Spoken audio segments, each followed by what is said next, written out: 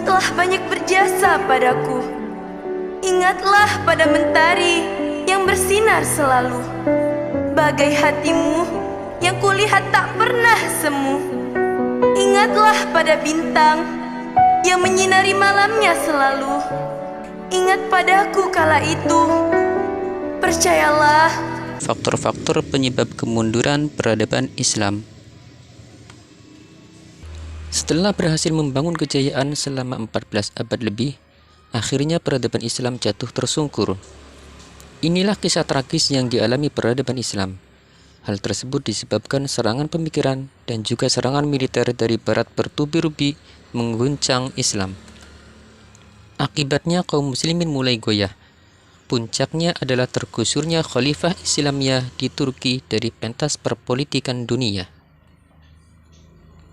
Saat itu, Inggris menetapkan syarat bagi Turki bahwa Inggris tak akan menarik dirinya dari bumi Turki, kecuali setelah Turki menjalankan syarat-syarat berikut.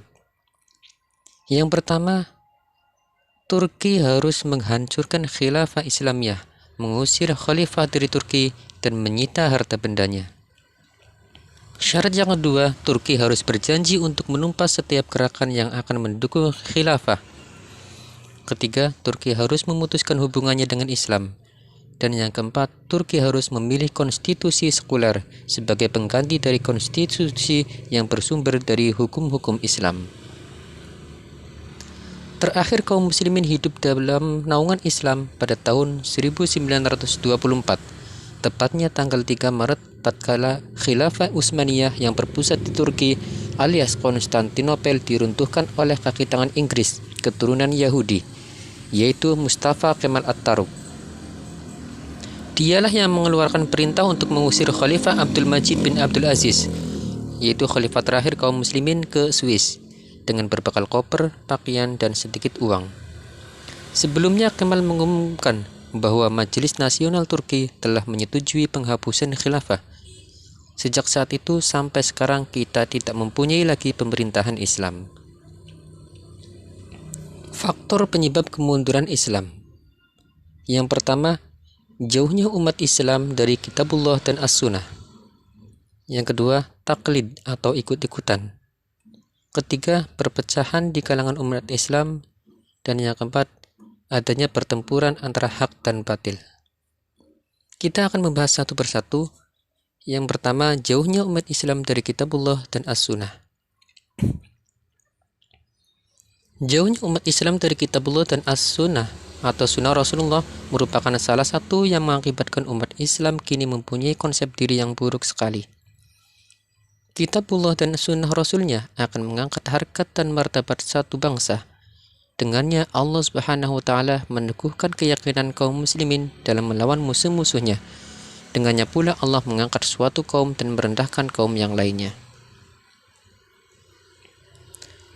Pada sebuah hadis yang berbunyi, An Ali bin Abi Thalib radhiyallahu anhu qala Rasulullah sallallahu alaihi wasallam, yushiku an ya'tiya 'alan nasi zamanun la yabqa minal islami illa ismuhu wa la yabqa minal qur'ani illa rasmuhu masajiduhum 'amiratun wa hiya khirabun minal huda ulama'uhum syarrun min tahti adimi sama'i min 'indihim takhrujul fitnatu wa fihim ta'udu. Artinya, dari Ali bin Abi Thalib radhiyallahu an berkata, bersabda Rasulullah sallallahu alaihi wasallam, akan datang pada umatku suatu zaman yang tidak tersisa dari Al-Quran kecuali tulisannya. Masjid mereka ramai akan tetapi sepi dari petunjuk. Ulama mereka sejelak-jelak manusia di kolong langit. Darinya keluar fitnah dan kepada mereka fitnah tersebut kembali. Hadis riwayat Baihaqi. Faktor yang kedua yaitu taklid atau ikut-ikutan. Oleh karena umat tidak mempunyai nilai, tidak memiliki prinsip-prinsip yang sangat berharga sebagaimana yang ada di dalam Al-Quran dan As-Sunnah, akhirnya yang mereka lakukan adalah mencari nilai dari orang lain. Kalau sudah demikian yang terjadi, sebagian mereka akan mengikuti apa saja sesuai dengan kebiasaan orang lain. Akibatnya adalah ikut-ikutan. Hal ini yang pernah diprediksi oleh Rasulullah Sallallahu Alaihi Wasallam yang terdapat dalam sebuah hadis, "La tattabi'unna sanana alladhina min qablikum shibran bi shibrin wa dhiru'an bi dhira'in hatta law dakhalu fi hujri dhabbin lattaba'tumuhum qulna ya Rasulullah al-yahuda wan nasara qala faman." Rawahul Bukhari. Artinya, sungguh kalian akan mengikuti cara-cara sunan, gaya-gaya orang-orang sebelum kalian, satu jengkal, satu hasta, satu tebas secara bertahap, sehingga sampai mereka memasuki lubang biawak sekalipun, kalian akan mengikutinya. Kami bertanya, "Wahai Rasulullah, apakah mereka itu kaum Yahudi dan Nasrani?" Beliau menjawab, "Siapa lagi kalau bukan mereka?"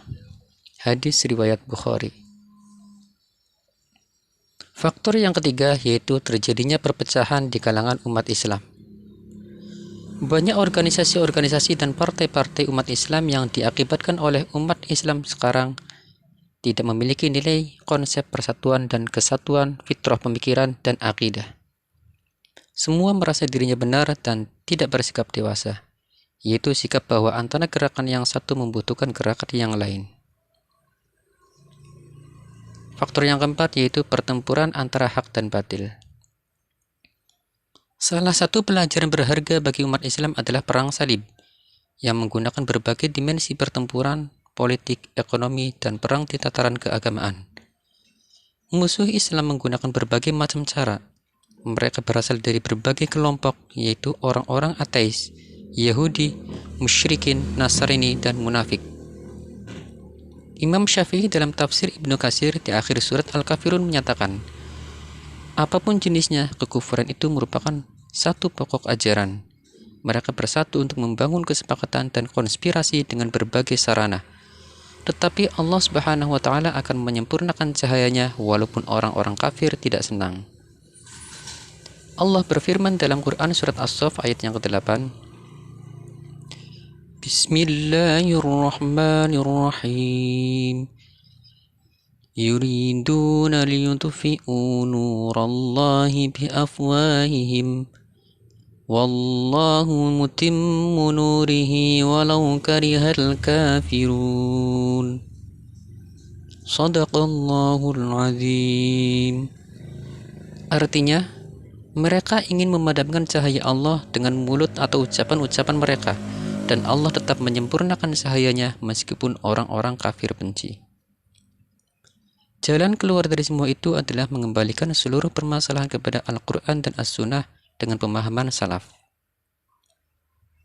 Mendeskripsikan faktor kemajuan dan kemunduran peradaban Islam. 14 abad yang lalu, Allah mengutus Nabi Muhammad sebagai uswatun hasanah bagi umat manusia. Oleh karena itu, pada awal diangkatnya sebagai Rasul, beliau bersabda, "Innama bu'ithtu liutammima makarimal akhlaq." Rawahu Ahmad. Bahwasanya aku diutus Allah untuk menyempurnakan keluhuran budi pekerti. Hadis riwayat Ahmad. Berbagai rintangan, tantangan, dan hambatan dihadapi oleh Rasul, bahkan dari kalangan kerabatnya turut menentang dan memusuhinya. Namun hal itu semua dapat dilalui oleh Nabi hingga pada akhirnya banyak juga yang mengikuti jejak beliau. Agama Islam pun tersebar luas ke berbagai daerah. Berkat kegigihan para sahabat, para ulama, dan juga para da'i, agama Islam berkembang ke berbagai belahan dunia dan sampai juga ke Indonesia.